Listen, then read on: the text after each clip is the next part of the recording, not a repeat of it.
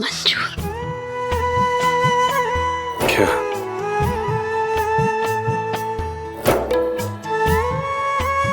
आप चिंटू को मंजूर। चिंटू को मंजूर है?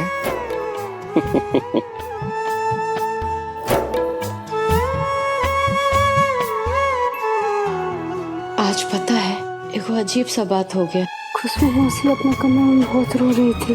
हम देखे, हम पूछे भी उनसे तो वो बोली राजीव बाबू सो गए। चिंटू के मंजूर।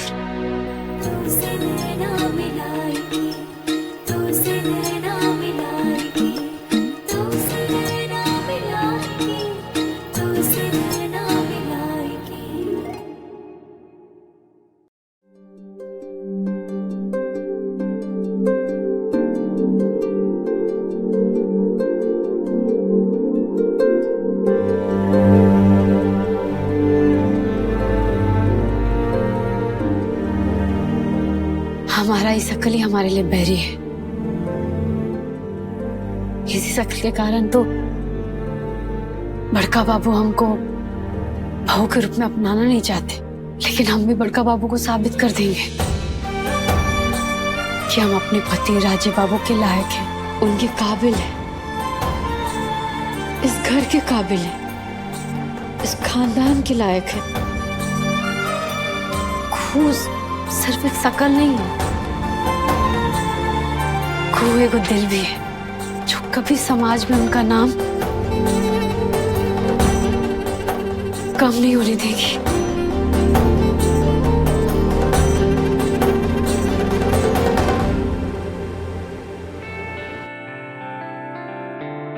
क्या कर रही है मेरी कुहू? हाँ? आप क्या ये? ताबीज। अरे छोड़ो ये ताबीज वाबीज। हम तो बचपन से पहनते आए। हमारी माई लेके आई थी ना पाफरनी मेला से। बचपन से पहन रही हो? तो जानती हो तुम, अब ना तुम बड़ी हो गई हो, और साथ में सुहागन भी, और वो भी हमारी धर्मपत्नी। दिखनी भी तो चाहिए ना। अरे चिंटू, क्या सोच रही हो?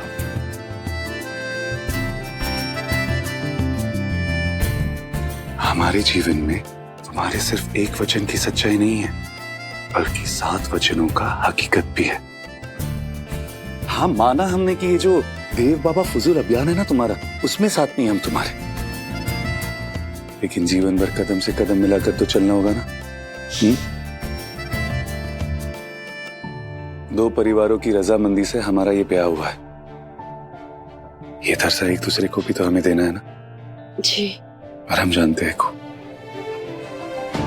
कि वो दरसा हमने तुम्हें कभी नहीं दिया। नहीं, कहाँ बोल? जानते हैं ये धर्म जो निभाना चाहिए था हमने कभी नहीं निभाया। ऐसा नहीं है। वो कौड़ी की कीमत नहीं है सिंदूर की। अब इसी वक्त जाओ और जो लगा है ना उसे हटा कर आओ। विवाह के पहले महीने में पत्नी की मांग भरने का चलन होता है ना? जी। मांग में सिंदूर लगाया तुमने? नहीं। जरा हमें सिंदूर की बाती दो। आपको? हाँ, जल्दी जल्दी जल्दी।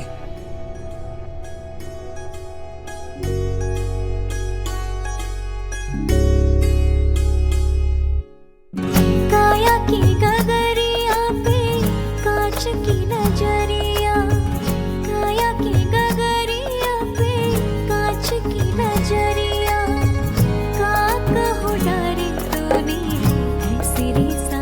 भूल सुधार है हमारी। का कहो डारी। सॉरी राजीव बाबू, ऐसा मत कीजिए। नहीं, अच्छा सॉरी। नहीं, क्या कर रहे हैं? अरे हम तो सोच रहे थे कि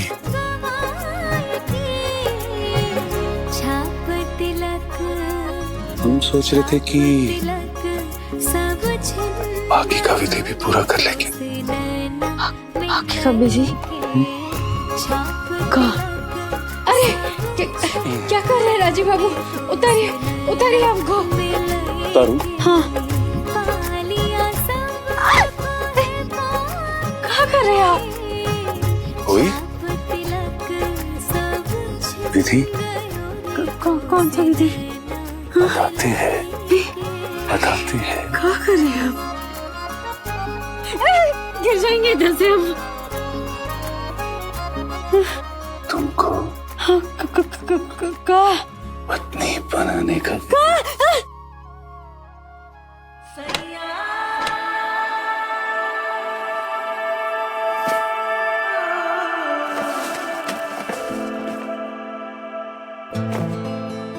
ये सब क्या है?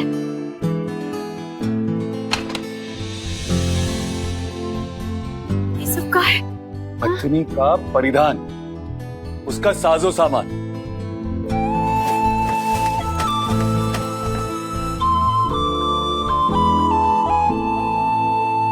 लहराती हुई साड़ियां।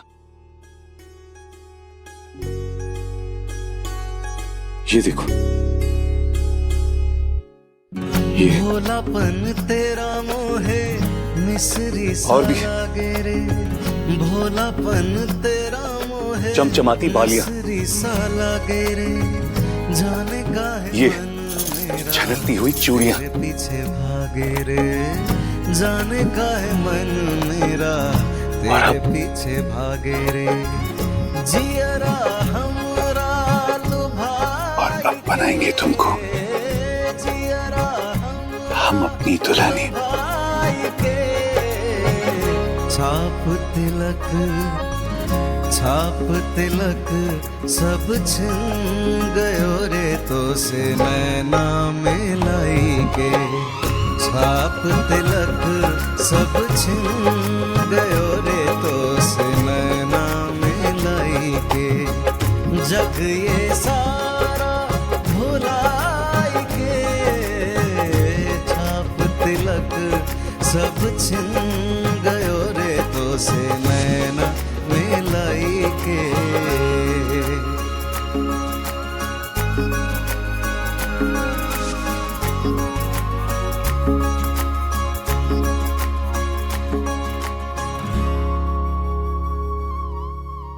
पल्लू सर पे हो या फिर कंधे पे, लेकिन हमारी दुल्हनिया की शर्म हमेशा आंखों में।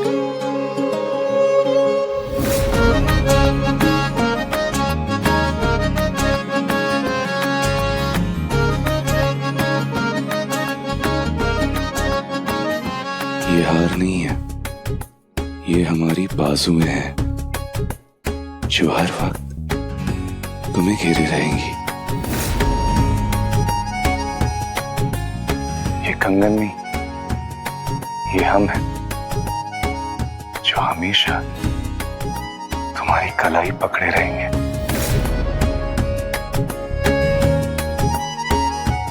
इन झुमकों से झूमो हर पल हमारी बाजू।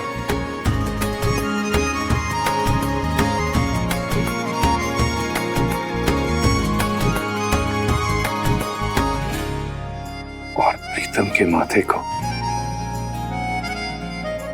प्रेमी चूमता है।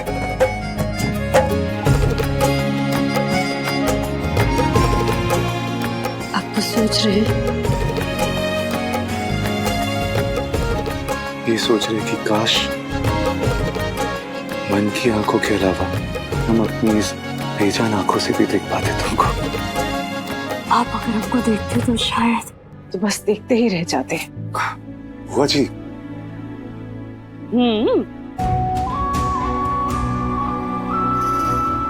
अगर तुम देखते होते ना राजीव तो तुम्हें इससे दोबारा प्यार हो जाता। इसका लक्ष्मी जैसा रूप देखकर तुम्हारा सर इसके सामने अपने आप झुक जाता।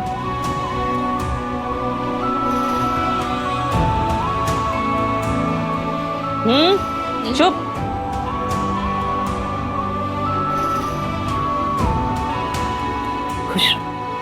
सदा सुहागन रहो। बुआ जी इतनी सुंदर है। इतनी से भी कहीं ज्यादा सुंदर है। कितनी ज्यादा? राजीव बाबू, अरे तुम चुप करो चिंटू, आप बोलिए बुआ जी, कितनी ज्यादा? चेहरा ऐसा कि बेदाग चांद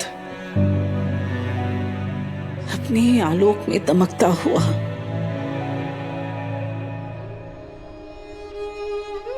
रात के गहरे आसमान से गहरी इसकी भोली निष्कपट आंखें,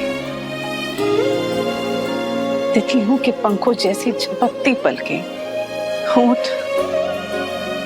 होंठ ऐसे जैसे झील में खिलता हुआ एक लौता कमल, और केश मानो ऊंचे शिखर से गिरता हुआ झरना।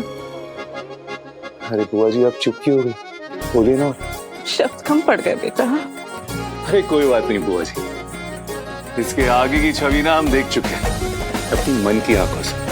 अरे अब तो पूरा चंदेल भवन देखेगा हमारी दुल्हनिया और इस घर की बड़ी बहू को। बुआ जी चले उनका उनसे विधिवत परिचय करा दे। ए चिंटू चल। मंजूर। मंजूर, चलो चलो।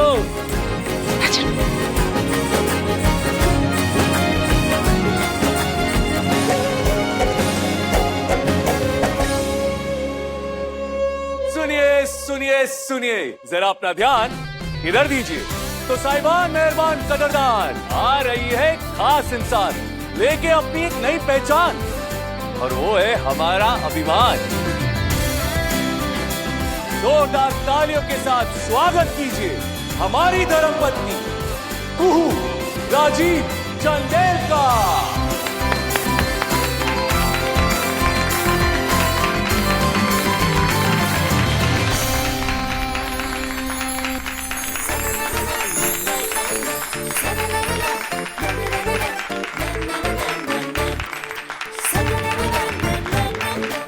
क्या बात है।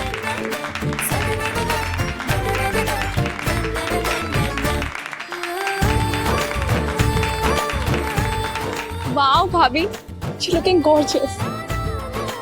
भाभी आप कितनी प्यारी लग रही हैं, एकदम अप्सरा जैसी, है ना राजीव दा? हाँ बिल्कुल। वाह, ये हमारी कुहू भाभी है। बनो मत, अकुहिया है।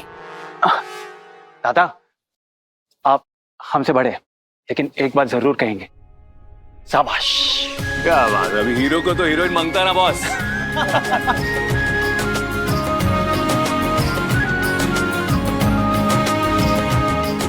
नजर ना लगे, ना अपनी ना किसी और की।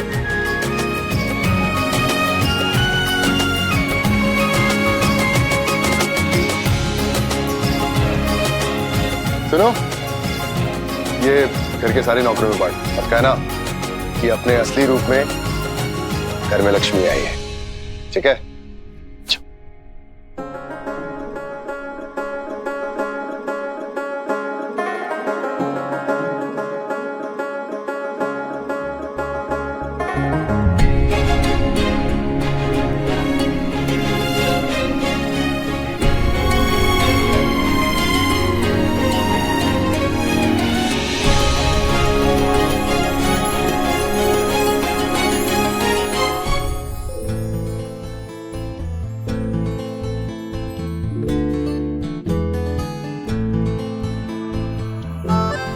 आओ कुहू, आज से तुम यहीं बैठोगी हमारे बगल में।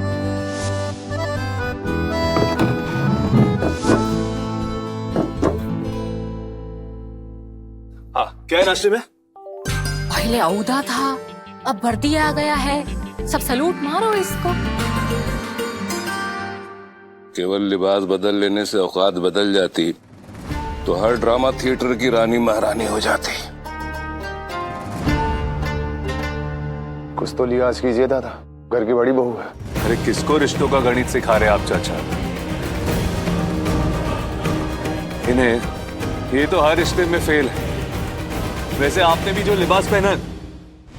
राजीव बाबू कुछ मत कहिए। अरे बुआ जी का थाली तो एकदम खाली है। हम पराठा देते हैं। बहुत जोर से आवाज हो गया।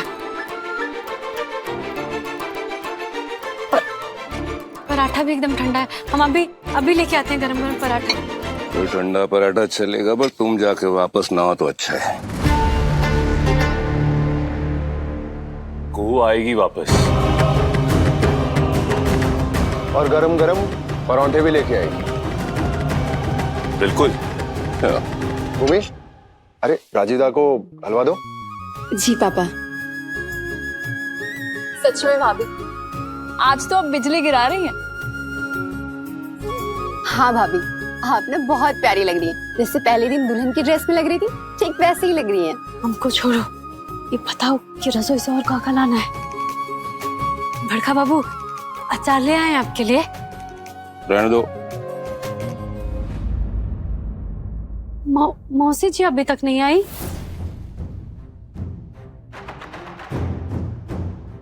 आते हैं हम।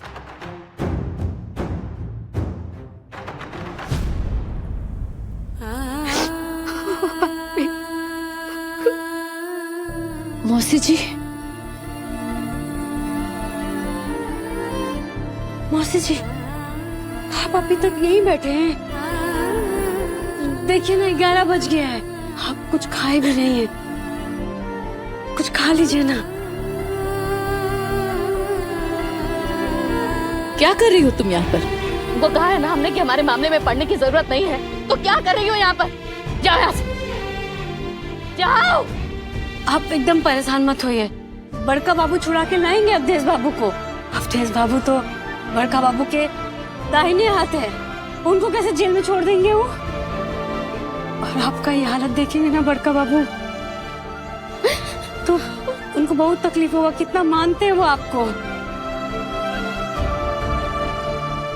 कोई होश है तुमको? क्या लगता है तुमको देवनारायण चंदेल कौन है? कौन है? कोई बहुत बड़ा अवतारी संत है। तुम तो बदलने निकली हो ना उनको। तुम जानती भी हो असली देवनारायण चंदेल कौन है? मैं जानती हूँ तुम को क्या कह रहे हो। तुम पागल। उस आदमी के मन में क्या चल रहा था मम्मी को कभी समझ नहीं। रात देखो चंदेल भवन में कौड़ी का हाथ रह गया हमारा। कौड़ी का हमारा बेटा जेल में तड़प रहा। जाने कौन हाल में होगा हमारा देश। हम यहाँ खून के आंसू रो रहे, लेकिन किसी को नहीं पड़ा है हमारा। भिखारी जैसा हालत हो गया है हमारा। अब बस सबसे हम याचना कर सकते हैं, विनती कर सकते हैं, हमको हमारा देश लौटा दो, लौटा दो हमारा देश। मौसी जी आप चिंता मत कीजिए ना। पूरा परिवार आपके साथ, हम बोल रहे हैं ना। तुम हमको धैर्य रखने का पाठ मत पढ़ाना। तुम कौन परिवार का बात कर रही हो तुम? अरे इसी चंदेल भवन के इस कमरे में हम खून के आंसू रो रहे हैं। हमारा बेटा जेल में सड़ रहा है। किसको पड़ा है कि घर में एक कमरे में एक माँ मातम मना रही है, बाहर जश्न मन रहा है। तुमको नहीं दिख रही थी? ऐसा होता है क्या परिवार? तुम खुद बताओ, इस घर का मुखिया कौन? बड़का रिटायर्ड जज देवनारायण चंदेल। और हमारा बेटा कौन? देवनारायण चंदेल का गुलाम। उसकी रिहाई का बात तो छोड़ो, कोई उसके बेल के बारे में भी बात नहीं कर रहा है। कोई उसका खोज खबर नहीं ले रहा है। मौसी जी हम आपसे कहे हैं ना, मैंने पहले भी वचन दिए थे, अभी वापस से वचन देते हैं कि अवधेश बाबू को ना हम जेल से छुड़वा के जरूर लाएंगे। देख लीजिएगा आप। तुम हमको वचन देने वाली कौन होती हो? तुम्हारे वचन से वापस आएगा हमारा बेटा अवधेश। तुम लाओगी?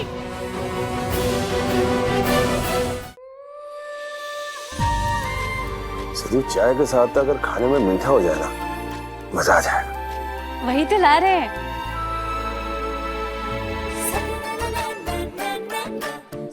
राजीव बाबू। हलवा? हाँ।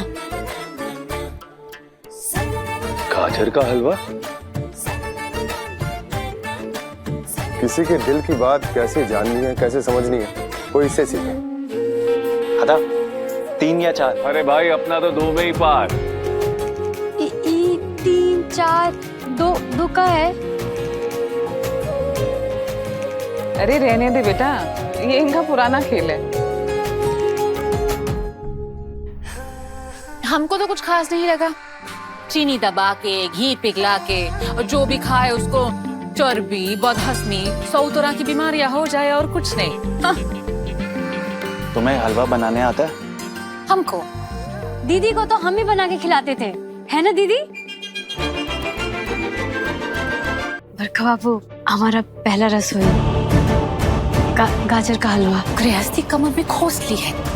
अब जब वसीयत लिखवा लेगी तब जागेंगे आप। हमको नेक नहीं देंगे?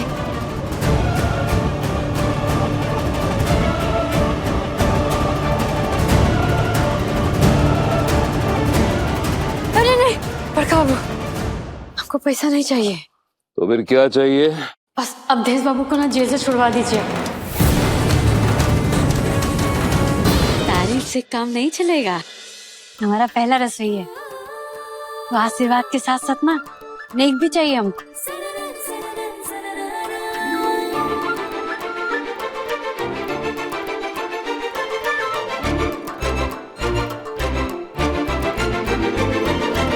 आशीर्वाद भी मिलेगा और नेक भी मिलेगा। ये लो, लक्ष्मी को लक्ष्मी दे रहे हैं और साथ में आशीर्वाद भी कि खुशियों का खजाना कभी कम ना हो, हमेशा खुशियों का खजाना भरा रहे।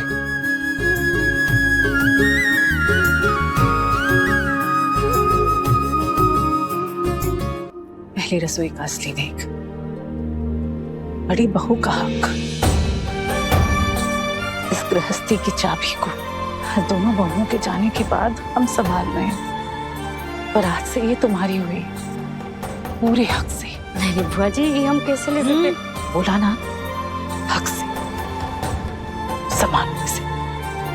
ले लो कुहू बेटे, बड़ों का आशीर्वाद है।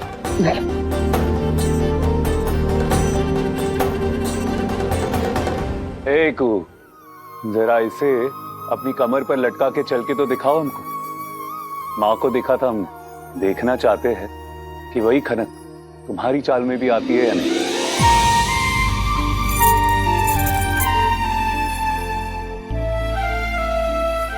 देव को दे तो जाके।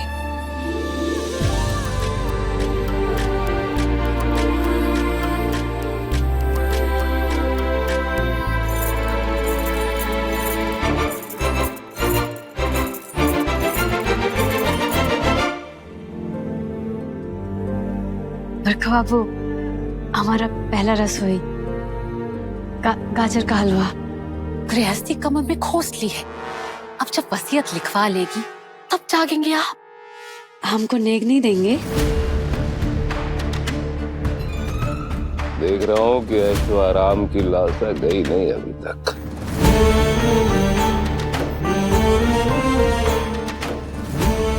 नहीं क्या देंगे तुमको? तुमको पगार दे देते हैं। आज ये बड़ी बहू की ढोंग से पहले दासी तो थी ना तुम।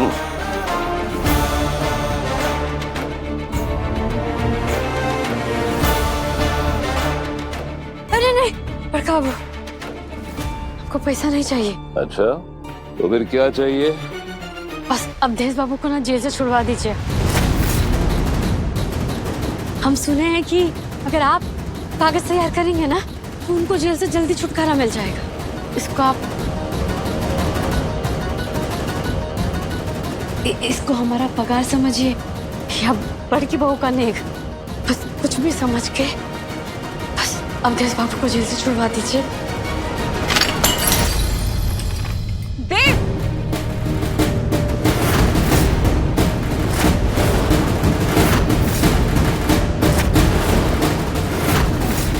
लगता लगता है चाबियों का गुच्छा कमर में खोसते ही तुम्हारा दिमाग उड़ने लगा है। हमको क्या करना है और क्या नहीं करना है अब उसकी हिदायत तुम दोगी। कैसी हिदायत है बाबा? नहीं बताइए ना हमको, कैसी हिदायत है? अवधेश को जेल के बाहर निकालना जरूरी नहीं है, वो बेगुनाह है, जेल में सड़ता रहेगा वो। जेल की प्रक्रिया चल रही है, बेल अपने वक्त पर ही होगी। किसी की सिफारिश और किसी की पैरवी की जरूरत नहीं है। बड़का बाबू कब से वो जेल में ही है, कम से कम आप देखिए बाबा, आप राजीव बाबू रहने दीजिए।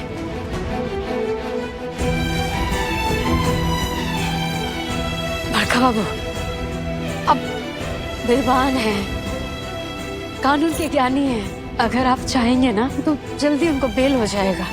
एक माँ का तो दर्द समझिए ना, आप भी तो एक बेटा का जुदा होने का दर्द समझते होंगे ना। ओह अच्छा। माने जब राजीव बाबू आपको बोले थे आप उनके पिता नहीं हैं, वो चंदेल नहीं है, तुम देखे थे आपका चेहरा एकदम उतर गया था, आपका चेहरा में हम दुख देखे थे। हमको पता है बड़का बाबू कि आप जितना कठोर दिखते हैं ना उतने हैं नहीं आप।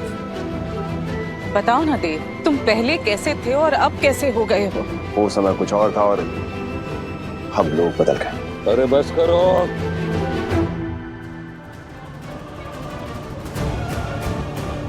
बड़का बाबू बस हम इतना ही कहेंगे कि देखो बेटा को उनका माँ से जुदा मत कीजिए। अरे बंद करो ये बकबक तुम्हारी। बड़ी बहू का लिबास सर चढ़कर बोल रहा है तुम्हारे।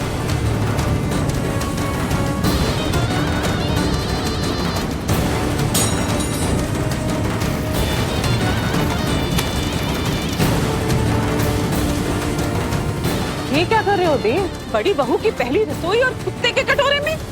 ये ऐसे इंसान को सुधरने चलिए, ऐसे इंसान को राहत देते तुम्हारी को। ये क्या बेहूदगी है ये?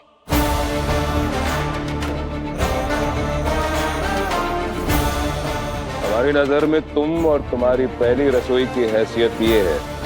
अब रही बात तुम्हारी कानूनी गुहार की, तो भूल से भी दखल मत देना उस क्षेत्र में, वरना वो तो रो ही रही है।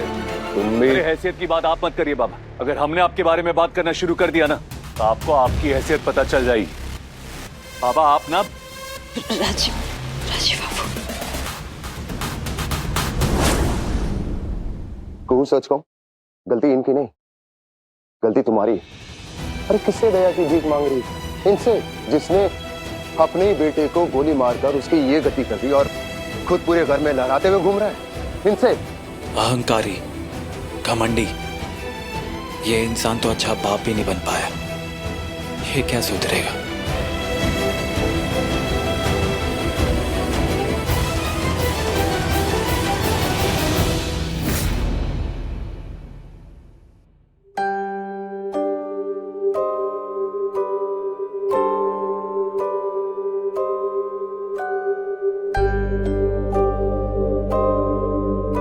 चिंटू,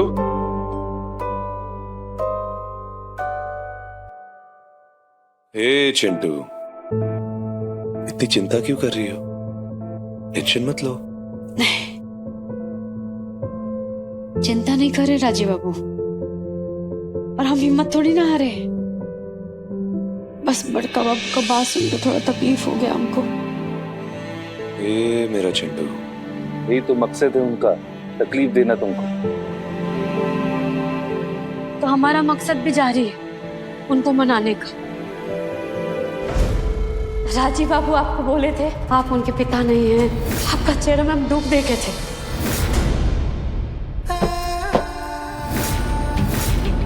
जैसे कोई बटुआ मार के चला जाता है वैसे ही आपके हाथ से चाबी का छल्ला छीन के ले गई कुहिया। चाबी का छल्ला हम कब से कमर में लटकाने लग गए? एक ही बात है, औकात की कमर से लेकर उड़नछू हो गई घर की मिल्कियत।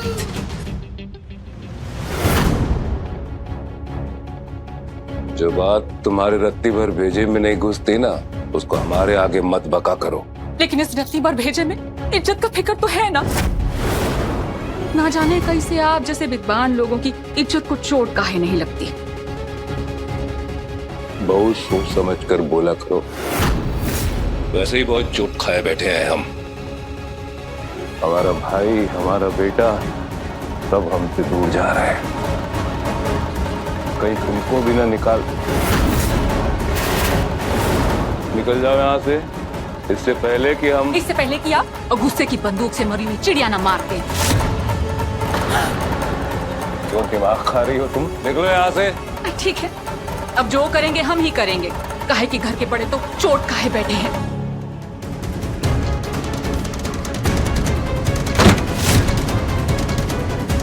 ये भी हमको तेवर दिखाने लग गई। जाओ, हाथ मुंह धो लो। जाओ।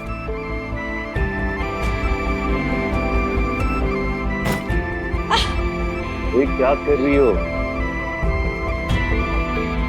अब पैर में चोट लगवाओगी?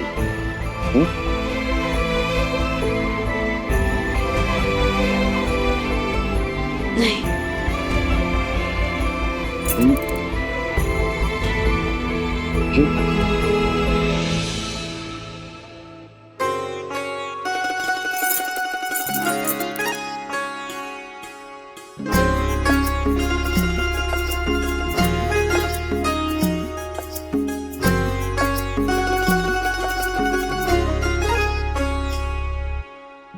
काया की गगरिया पे कांच की नजरिया, काया की गगरिया पे कांच की नजरिया, का कहो डारी तूने ऐसी री सावरिया, का कहो डारी तूने ऐसी री सवरिया, रह गई सुध बुध गवाई के, रह गई सुध बुध गवाई के, छाप तिलक सब छिन गयो रे तो से नैना मिलाई के, छाप तिलक सब छिन गयो रे तो से नैना मिलाई के, पालिया सब को है पाई के, छाप तिलक सब छिन गयो रे तो से नैना मिलाई के। आपके मन में अगर कोई बात है ना तो कह दीजिए ना। अगर गुस्सा है तो बरस पड़िए। ऐसे प्यार से मन में बात दबाते हैं ना, वो देख के बहुत दुख होता है। एक ही बात कितनी बार बोले तुमको? नहीं बताओ ना, कितनी बार बोले? अरे ऐसा लगता है जैसे मन के किवाड़ को अंदर से बंद कर दिया तुमने। देखा नहीं तुमने? सुना ना कितनी बद्दी और ओशी भाषा में बात की बाबा ने तुमसे? अरे हम कह रहे ना, अवधेश को जेल से निकालने की मंशा ही नहीं है उनकी। सुधारना है उनको, दिल जीतना है उनका। मन की बात हम बोल। अरे हमारे बोलने का कोई मतलब है? कोई फर्क पड़ता है तुमको?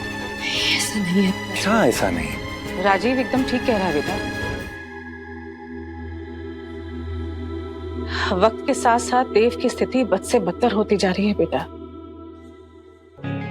वो बिल्कुल उनके जैसा होता जा रहा है।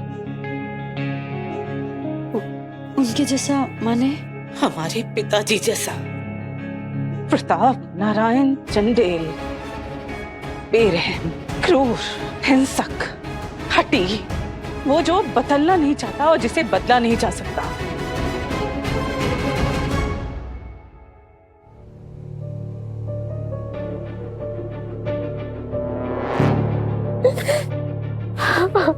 ये आंसू नहीं, तुम्हारे कर्मों का फल है, जिसे भोगना पाना तो पड़ेगा तुमको। जैसे चिंगारी की वजह से ये टेबल क्लॉथ कुछ ही मिनटों में जलकर राख हो गया ना, ऐसे ही इस चिंगारी की वजह से आपकी जिंदगी कुछ ही घंटों में जलकर खाक हो जाएगी। अच्छे से रो। काश तुम एक बार मिली होती उनसे, हमारे पिताजी से, तब तुम्हें समझ में आता कि देव उन्हीं की छवि की राह पे चल पड़ा है। निष्ठुर, हिंसक, अमानुषिक, बिल्कुल अपने पिताजी जैसा। देव वो है ही नहीं जो वो बचपन में था, अपनी जवानी में था। धनी हमारा पुराना देव कहाँ खो गया है? ये वो देव है ही नहीं। हमारा भाई पता नहीं कब। मुझे तो यकीन नहीं हो रहा बुआ जी के पापा कभी वैसे हुआ करते थे। मुझे भी यकीन नहीं होता राजीव कि देव इतना बदल गया। बचपन में देव ना बहुत नटखट था, मस्त मौला। और वो कॉलेज वाला देव, अरे हमेशा दूसरों की मदद करने के लिए तत्पर, आगे बढ़कर तैयार। पापा। हाँ राजीव, चुटकुलों का भंडार होता था उसके पास। हमको इतना हंसाता था कि हमारी हंसी के ठहाके ना पूरी हवेली में गूंजा करते थे, जब तक कि वो आके नहीं धमकता था।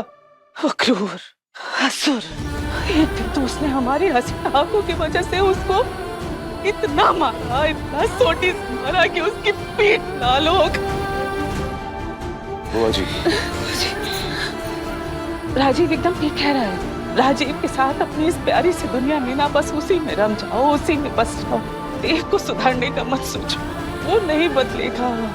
वो जिस राह पे चल पड़ा है ना, उसको वापस लाना बहुत मुश्किल है, असंभव है। बेटा, बंजर जमीन पर फसल नहीं उगा करती, प्यार के फूल नहीं खिलते बच्चे। बुआ जी, हम भी यही समझाने की कोशिश कर रहे, ये है कि ना सुनने को तैयार है ना सुधरने को तैयार है।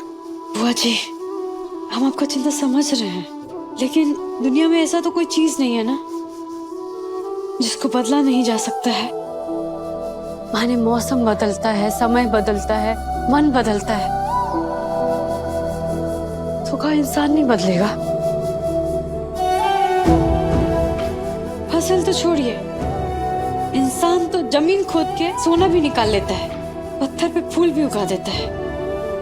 और जो हमारे भोले बाबा है ना, वो अवगुण के साथ ना गुण भी देते हैं। और कभी कभी वो गुण ना कहीं छुपा होता है। हमको ऐसा महसूस होता है कि बड़का बाबू का जो दिल है ना, पत्थर का नहीं है बुआ जी। कोई तो चोट है जो उनके दिल में लगा है। अगर एक बार उनका दिल का चोट, उनका दिल का बात वो मन तक हम पहुंच जाए ना, उनके दुख तक हम पहुंच जाए ना, तो जो बादल घिर गया है ना उनके दिल के आगे, वो हम हटा सकते हैं।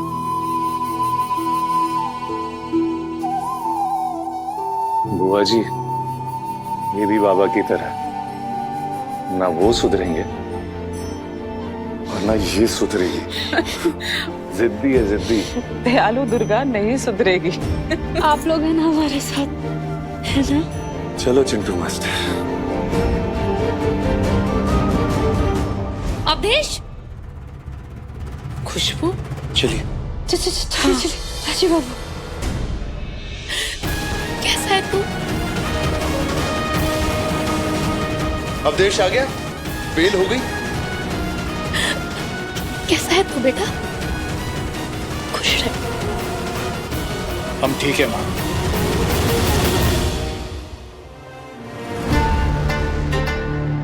जय हिंद सर। सर, बेल पेपर्स मिल गए हैं। आपके जूनियर लॉयर ने थाने में आके जमा करवा दी थी। शुक्रिया इंस्पेक्टर साहब, शुक्रिया। ये सब हमारी दयावान दुर्गा की वजह से हुआ है। ये है तो सब मुमकिन है। साक्षात दुर्गा ही है। देखिए ना, पत्थर को भी पिघला दिया। भूमि, बेटा आरती का थाल लेके आओ। जी बुआ जी, अभी लाई। हम अभी आते हैं।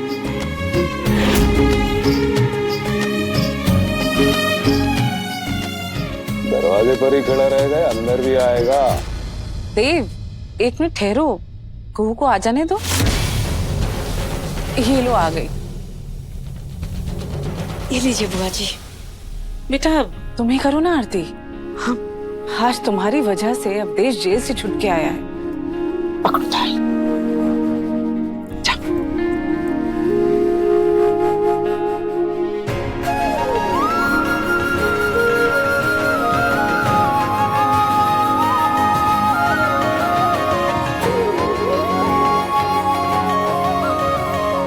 हम कहे थे ना आपसे, सब ठीक हो जाएगा।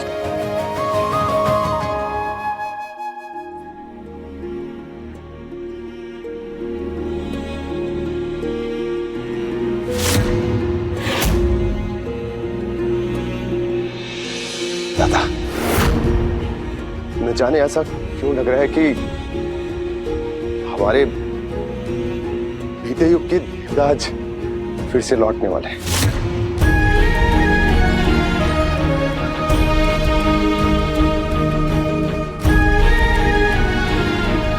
आज जो ये हुआ है ना, इसमें कुछ हाथ तो हमारी घर की बड़ी बहू का भी। शाबाश को, ये है इसकी कीमत।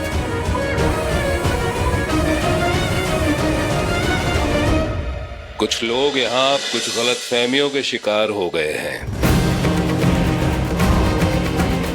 अवधेश को छुड़ाने का मकसद हमारा केवल इतना था कि हमें अपनी इज्जत बचानी थी। चंदेल भवन का कोई सदस्य जेल में है, ये बात पूरे शहर में आग की तरह फैल गई थी और हमने जो कुछ भी किया उस आग को शांत करने के लिए और अपनी व्यक्तिगत इज्जत को बचाने के लिए किया है। किसी को भी कोई खुशफहमी पालने की जरूरत नहीं है।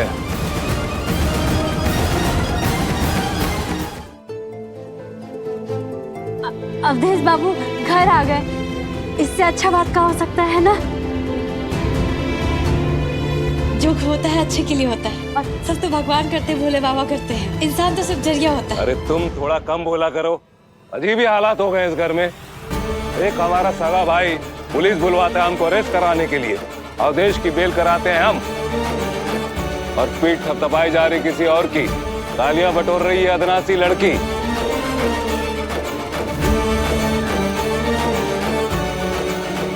देवनारायण चंदेल क्या मानसिक रूप से इतना दिवालिया हो गया है कि उसको तुम जैसी लड़की की प्रेरणा की जरूरत पड़ेगी।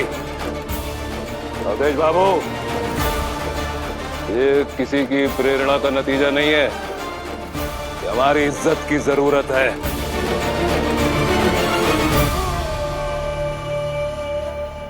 तो इतने नाशुक्रे भी मत बनो सब लोग। बंद करो ये ढोंग।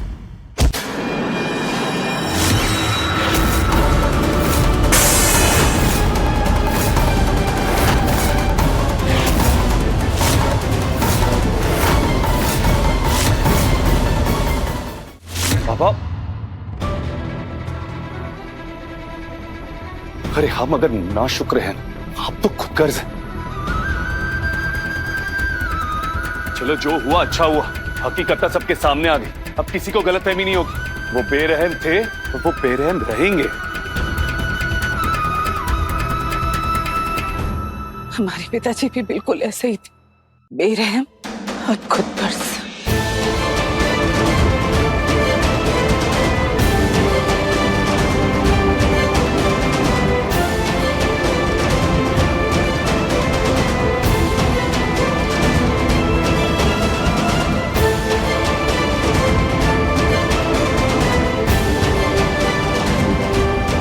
चंदेल वंश का ये वट वृक्ष खतरे में है, इसका जड़ सूख रहा है, उसका शाखा और ये पत्ता सब बिखर रहा है। ये हम उड़ने देंगे नहीं, उड़ने देंगे।